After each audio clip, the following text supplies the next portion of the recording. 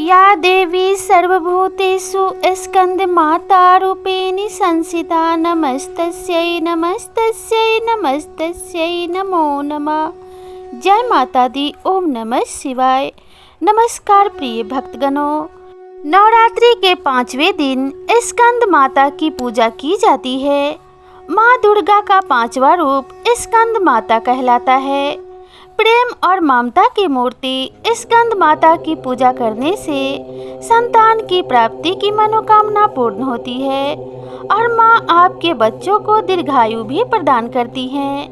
भगवती पुराण में स्कंद माता को लेकर ऐसा कहा गया है कि नवरात्रि के 5वें दिन स्कंद माता की पूजा करने से ज्ञान और शुभ फलों की प्राप्ति होती है।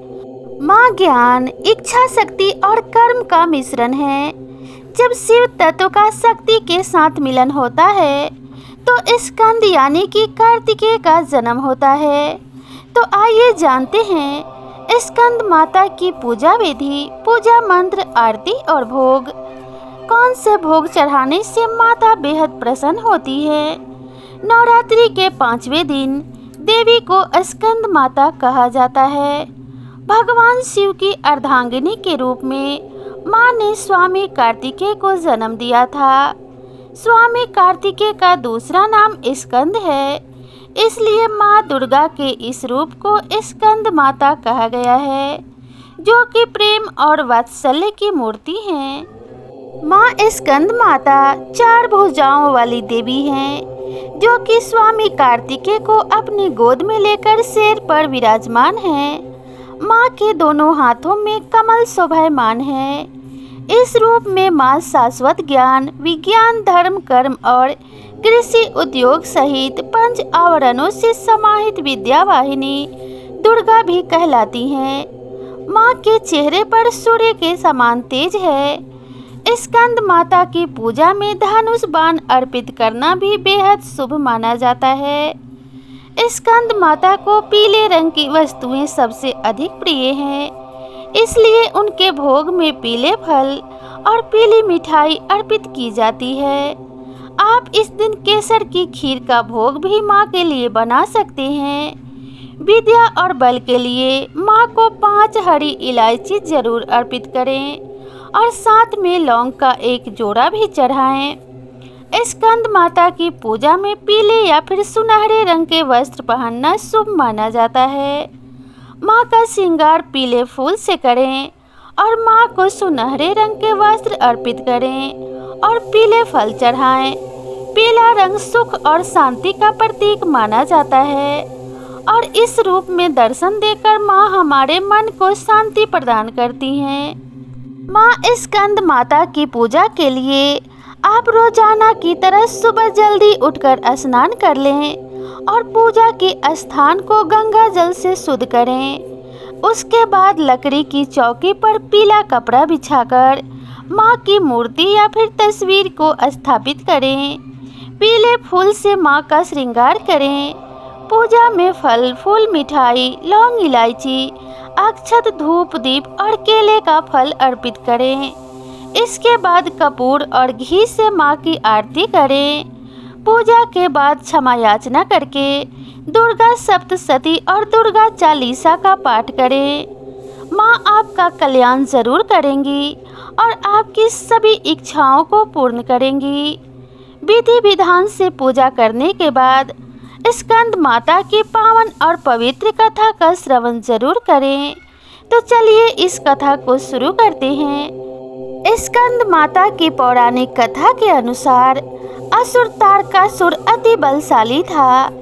असुर तारकासुर को भगवान शिव से वरदान प्राप्त था कि उसे शिव पुत्र के अलावा और दूसरा कोई भी नहीं मार सकता था।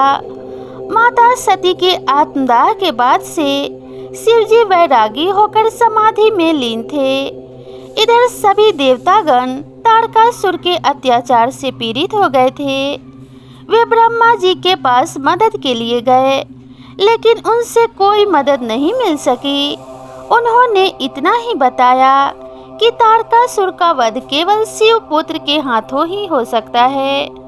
अब यह समस्या थी कि वैरागी भगवान शिव को गृहस्थ कैसे बनाया जाए ताकि उनका माता पार्वती से विवाह हो और शिव पुत्र जन्म ले। इसके लिए कामदेव की सहायता ली गई। कामदेव ने प्रयास किया तो शिव जी के क्रोध का कोप भाजन बनना पड़ा और भगवान शिव के तीसरे नेत्र खुलने से कामदेव जलकर भस्म हो गए। उधर माता पार्वती भगवान शिव को पति स्वरूप में पाने के लिए कठोर तपस्या कर रही थी। अंततः भगवान शिव उनसे प्रसन्न हुए और दोनों का विवाह हुआ।